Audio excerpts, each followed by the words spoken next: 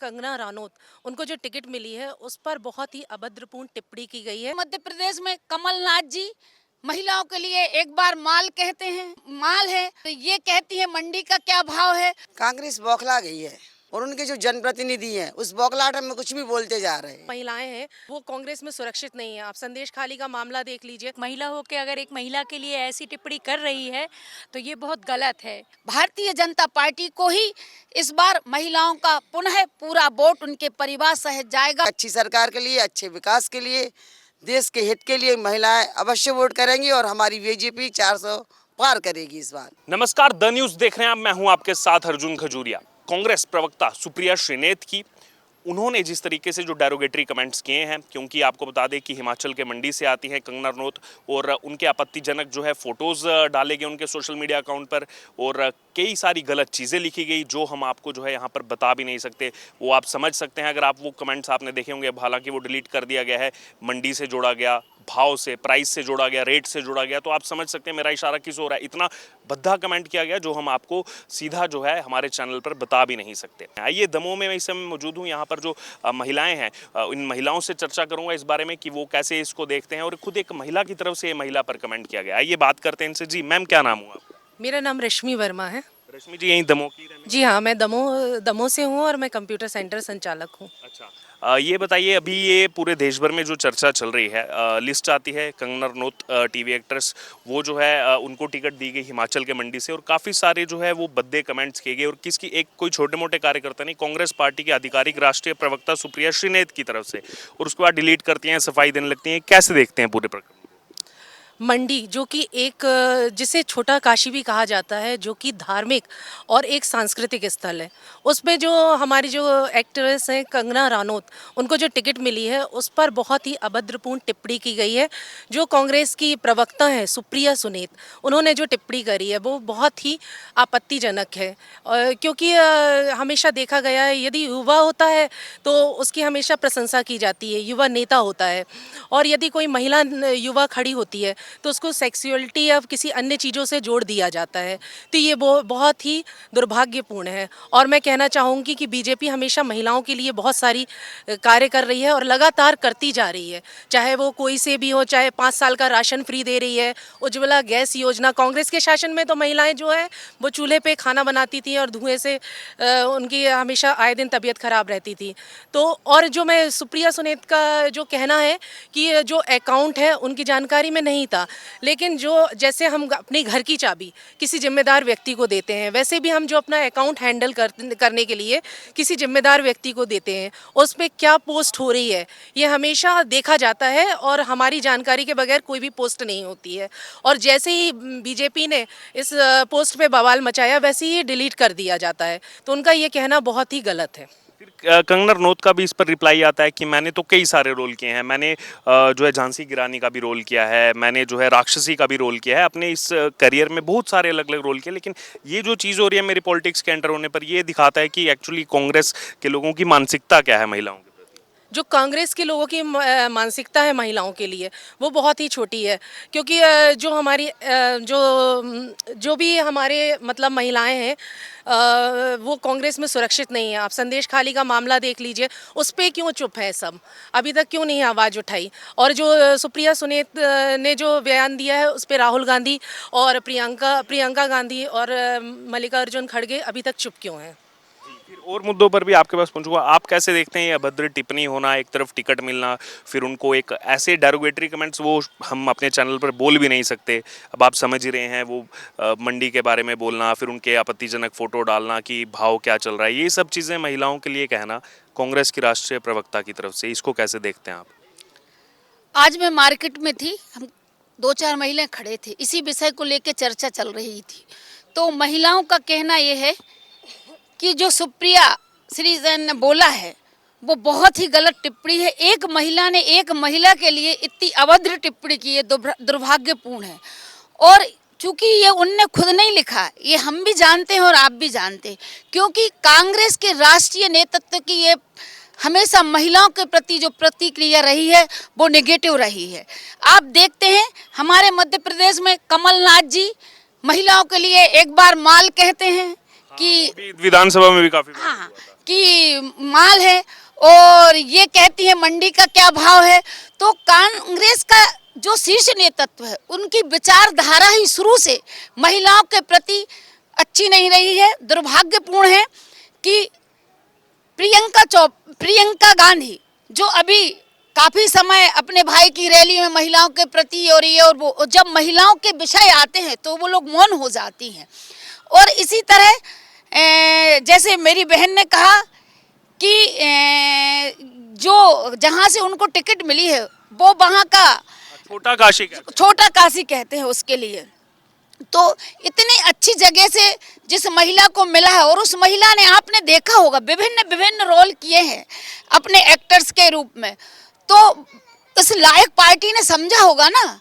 उसमें ये तो नहीं कि एक्टर्स की भूमिका, उसने जो अभी काम किए हैं, कार्य किए हैं, क्योंकि महिला को सिर्फ एक्टर्स की दम पे टिकट नहीं दिया गया है, उसके वास्तव में उसके जो भाव है जनता के प्रति, जो उसके देश के प्रति भाव है, उस भाव को देखते हुए भारतीय जनता पार्टी ने उन्हें, कंगना रनावत जी को टिकट दिया है।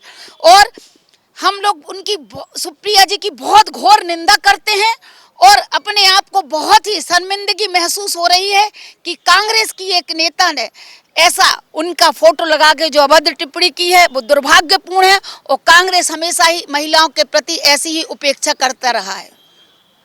अब आगे बढ़ते हैं इस विषय पर। जो उन्होंने सफाई दी है कि मैंने तो 4-5 लोगों को एसएस दे रखा है मेरे अकाउंट का, कोई भी कुछ भी डाल सकता है, तो एक तरफ आप रिप्रेजेंट करते हैं, राष्ट्रीय प्रवक्ता हैं, फिर ये कह देना कि नहीं किसी ने डाल दिया, उस मेरा तो कोई लेना देना नहीं। ये इस सफाई को आप कैसे देख रहे हैं? इस सफाई पर बहुत सारा मुद्दा उठ रहा है, लोग बोल रहे हैं कि एक्सक्यूज तो कम से कम कुछ अलग देना चाहिए। कांग्रेस बौखला गई है क्योंकि उसको अपना हार का नज़ारा सामने दिख रहा है, इसलिए कांग्रेस बौखला गई है। और उनके जो जनप्रतिनिधि हैं उस बौखलाहट में कुछ भी बोलते जा रहे हैं।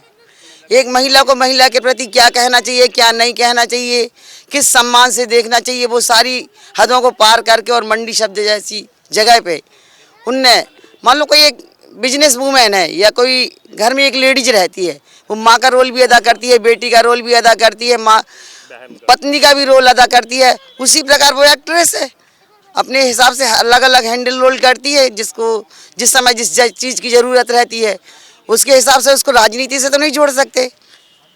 सब लोग जानते हैं कि वो एक पवित्र स्थल है और उस जगह पे एक अच्छे प्रतिनिधि को उतारा है। वो सिर्फ अपनी बौखलाहट के कारण इन शब्दों का उपयोग कर रहा है, बाकी कुछ नहीं है।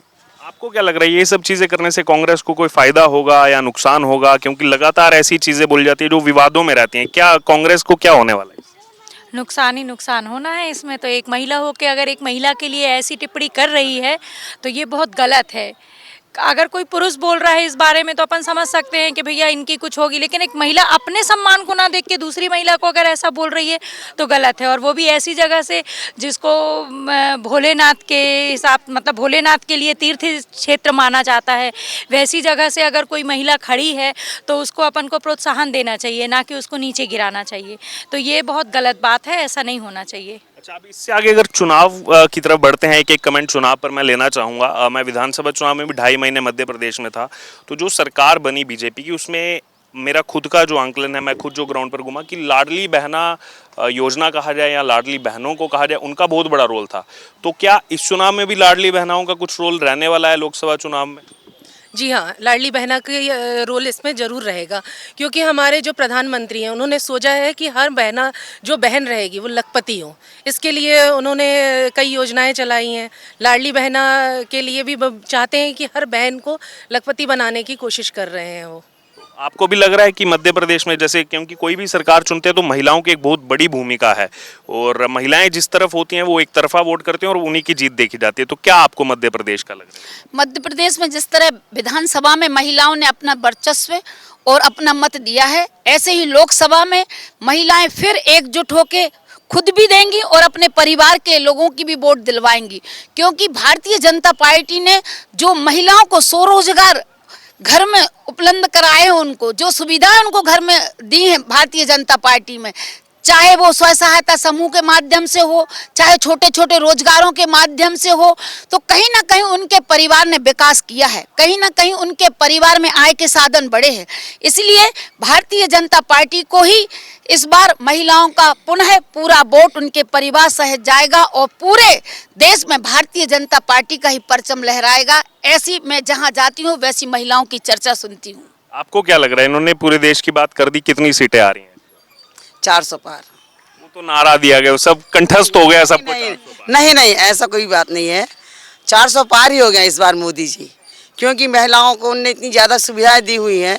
आज बहनें अपनी मायके जाती हैं तो भाई 200 रुपये देने में सोचता है 100 बार, और वो सम्मान भी नहीं मिलता। लेकिन आज बहनें अपने घर में है, और राज्य सरकार की हो या मोहन यादव जी की सरकार हो या हमारी मोदी जी की सरकार हो, जो बीजेपी की सरकार ने बहनों को सुख सुविधाएं और स्वास्थ्य के लिए आयुष्मान कार्ड वगैरह बने हुए हैं। यहाँ भी बने हैं वो आयुष्मान कार्ड जो बिल्कुल बने हुए हैं जी, बिल्कुल आयुष्मान कार्ड बने हुए हैं। और अपने घर परिवार में अपने बच्चों को महिलाएं राशन के द्वारा अच्छा भोजन करवा पा रही हैं। उनको 2 पैसा खर्च के लिए ही मिल रहा है, स्वरोज अपना रोजगार खुद कर पा रही हैं। वो आज वो किसी के अधीन नहीं है। इसलिए एक अच्छी सरकार के लिए, अच्छे विकास के लिए, देश के हित के लिए महिलाएं अवश्य वोट करेंगी और हमारी बीजेपी 400 पार करेगी इस बार। संजय राउत कह रहे थे कि 200 के नीचे रह जाएगी बीजेपी। आज से ही नहीं, जन्म से ही लाडली लक्ष्मी योजना मतलब दी गई है। जन्म से ही महिलाओं के लिए बीजेपी ने जो कुछ मतलब किया है ना, तो वो, और आज ये लाडली बहना मतलब योजना चल गई है, और अभी पीएम विश्वकर्मा योजना चल रही है। इससे जो घर में बैठी है महिलाएं वो बाहर आ रही हैं। ये विश्वकर्मा योजना अभी आई थी, यानी कि इतना प्रभाव है कि जनता में अभी भी जागरूकता इतनी जल्दी पहुंच गई है। हाँ, और इसमें ऐसा नहीं है कि मतलब एक ही चीज़ को मतलब प्राथमिकता दी हो, सिलाई करने वाली या फिर बाल काट रही या फिर धोबी है या वैसे मशीन, ये साइकिल सुधारने वाले, हर किसी जो मतलब छोटा रोजगार कर रहे हैं, सभी के यहाँ की महिलाओं को घर से निकले और वो कुछ करें, तो ये वोट तो बनता है।